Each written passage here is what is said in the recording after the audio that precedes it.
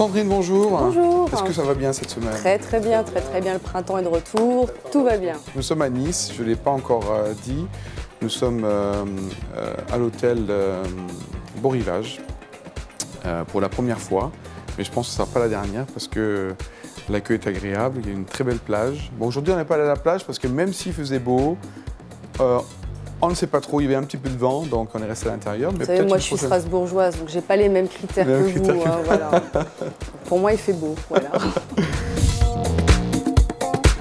Cette dernière semaine avec vous, qu'est-ce que vous nous avez concocté? Alors, quelque chose d'extrêmement pratique, à savoir quelles sont les obligations, quels sont les problèmes de droit lors de la mise en ligne d'un site internet. Alors, ça n'a pas de rapport direct avec le nom de domaine, comme vous le notez. Néanmoins, c'est des questions qu'on se pose souvent. Les gens pensent effectivement qu'il n'y a pas de droit de l'internet, hein, parce qu'il n'y a pas un corpus unique, mais il existe bien. Donc, il fait appel à différentes branches du droit, la propriété intellectuelle, le droit de la presse, le droit pénal, le droit civil. Mais il y a bien un droit de l'Internet et il y a bien effectivement des prescriptions légales lorsqu'on met un site en ligne à respecter.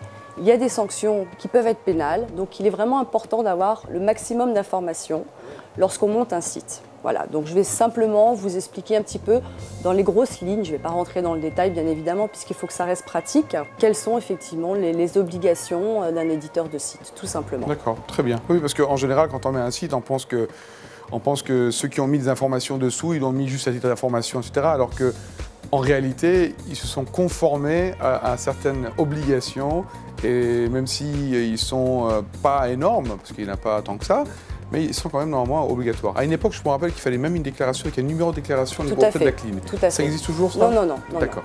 Donc au jour d'aujourd'hui, vous avez raison d'en parler. L'obligation majeure, effectivement, elle est vis-à-vis de la loi informatique et liberté, qui est une loi qui date de 1978, qui a plusieurs fois été adaptée donc, par rapport à des adaptations de directives européennes. Elle n'est pas très contraignante, malheureusement, mais elle existe.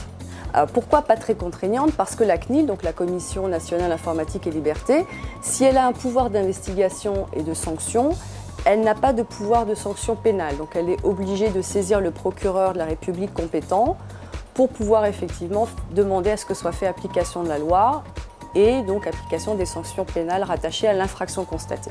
Néanmoins, ce qu'on constate lorsqu'on regarde le rapport d'activité de la CNIL, c'est que ces contrôles sont de plus en plus nombreux et qu'elle, effectivement, dénonce de plus en plus d'infractions à la loi informatique et liberté auprès du procureur de la République. Donc c'est quand même important d'avoir ça en tête et ces contrôles vont être de plus en plus nombreux.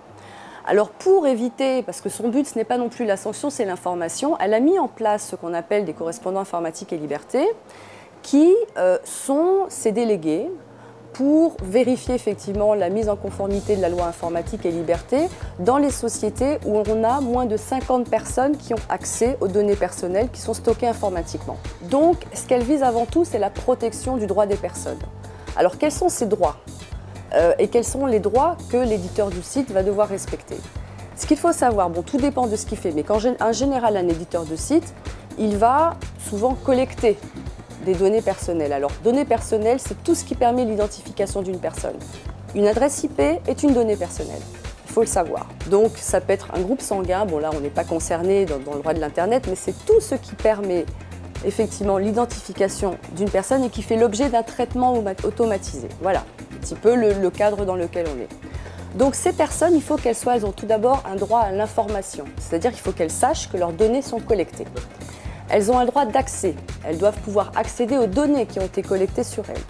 Elles ont un droit de modification ou de radiation, c'est-à-dire qu'elles ont le droit de demander à ce que soient modifiées ou radiées certaines informations les concernant. Donc on a déjà ces droits. Ce qui est important également d'avoir en tête, c'est la durée de conservation. Alors il n'y a pas de limite fixée de façon stricte par la loi. Ce que la loi demande, c'est que la durée soit proportionnelle à la finalité du fichier.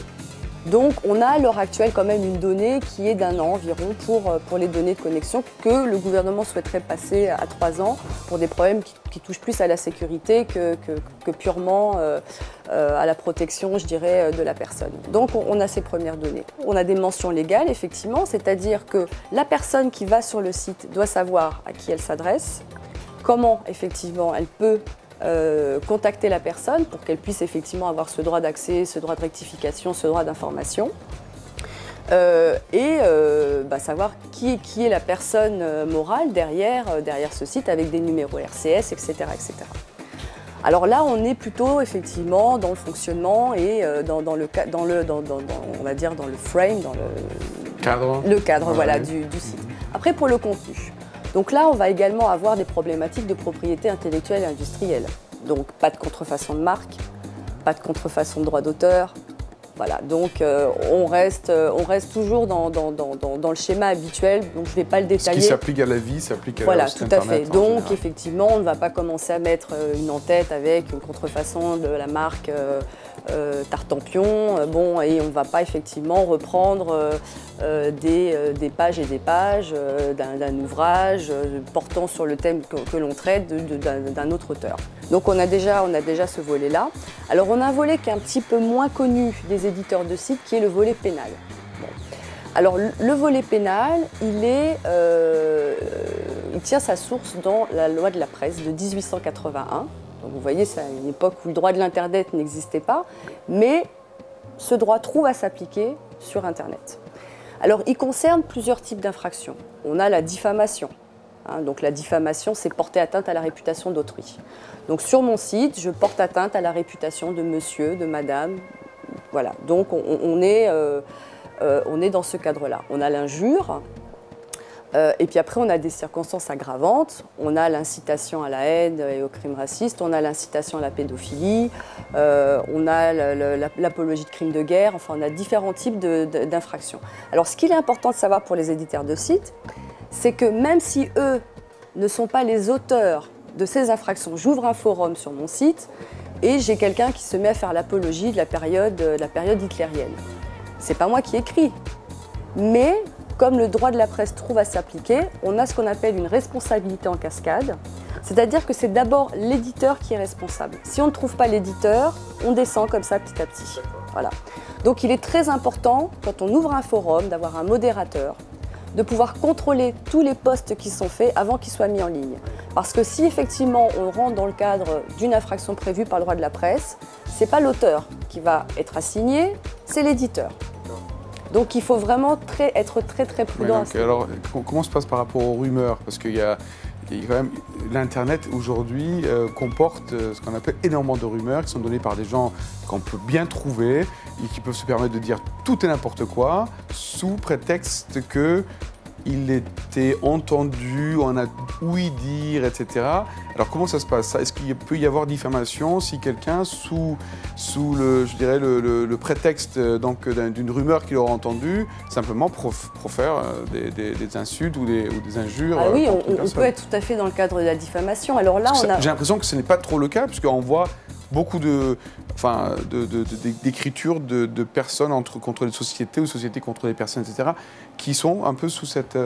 Alors c'est vrai que Internet est un média particulier et qui consacre tout à fait la liberté d'expression. Mais ce qu'il faut savoir, c'est que contrairement aux États-Unis, en France, la liberté d'expression n'est pas absolue. Il y a des restrictions. Les restrictions, c'est effectivement pas de diffamation, pas d'injure, pas d'incitation au crime de guerre, etc., etc. Mais par contre, bien souvent, les sociétés qui peuvent faire l'objet de ces attaques ne sont pas informées. Donc il est vraiment important de mettre en place une veille.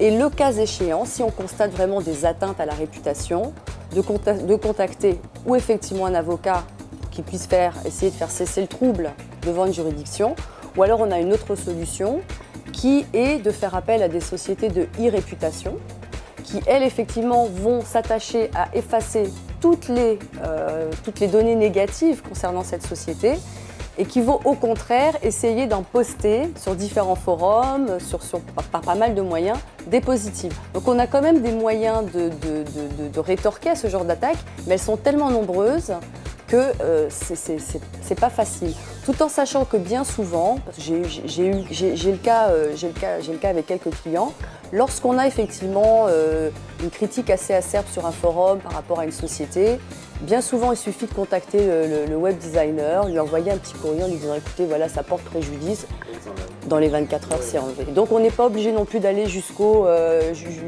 contentieux, hein. Je veux dire, il y a quand même des gens qui travaillent en bonne intelligence, hein. Bon.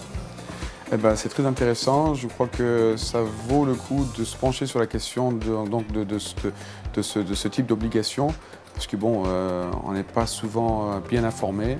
Et le fait de le faire, c'est juste une tranquillité d'esprit supplémentaire pour ne pas avoir affaire à des problèmes un peu plus complexes. Voilà. Je n'ai pas évoqué tous les types d'obligations parce que ça serait beaucoup trop long, mais j'invite vos téléspectateurs donc, à se rendre sur le site de la CNIL, cnil.fr, où ils trouveront vraiment des informations assez complètes et des dossiers très spécifiques sur cette thématique. Eh bien, écoutez, parfait Sandrine.